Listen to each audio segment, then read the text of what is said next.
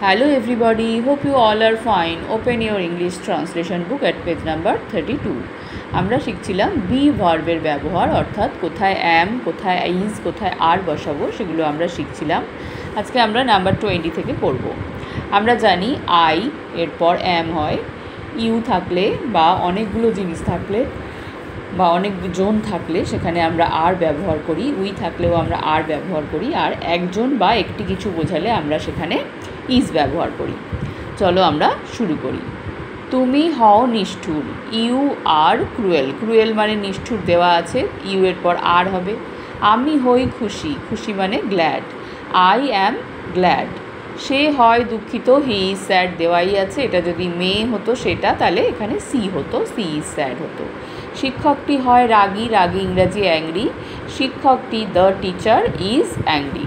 শিশুটি হয় দুষ্টু, দ্য চাইল্ড ইজ নটি। দেখো একজন করে আছে বলে আমরা ইজ ব্যবহার করছি। বিপিন হয় শান্ত, বিপিন ইজ কাম। দেখো এখানে CALM কাম আছে, কিন্তু আমরা এলটা উচ্চারণ করি না, আমরা কাম বলি, এলটা উচ্চারণ হয় না। আওয়াজটি হয় জোর, জোরে শব্দ সেটা লাউড হয়, জোর ইংরাজি এখানে, তো দ্য সাউন্ড ইজ লাউড। ঘরটি হয় নিস্তব্ধ, নিস্তব্ধ অর্থাৎ যেখানে কোনো শব্দ নেই তাকে বলে silent, the room is silent. রাস্তাটি হয় চওড়া, চওড়া ইংরাজি হচ্ছে wide, the road is wide. পাখিটি হয় সুন্দর, দ্য বার্ড ইজ বিউটিফুল। জায়গাটি হয় অন্ধকার, দ্য প্লেস ইজ ডার্ক।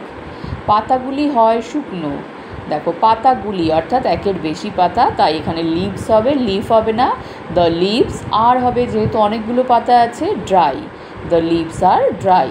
কলমগুলি দেখো এখানেও পেন্স হবে, এবং পেন্স যেহেতু অনেকগুলো প্লুরাল নাম্বার তাই আর হবে, the pens are costly, costly মানে দামি। ফুলগুলি হয় নরম, দ্য ফ্লাওয়ার্স আর সফট, এখানে দেওয়া আছে। বাঘটি হয় হিংস্র, the tiger is fierce, fierce মানে হিংস্র। এইভাবে তোমরা সুন্দর করে পেন্সিল দিয়ে এগুলো তোমাদের বইতে লিখে ফেলবে, কোথাও বোঝার সমস্যা হলে তোমরা ক্লাসে জেনে নেবে। সবাই ভালো থাকবে, বাই।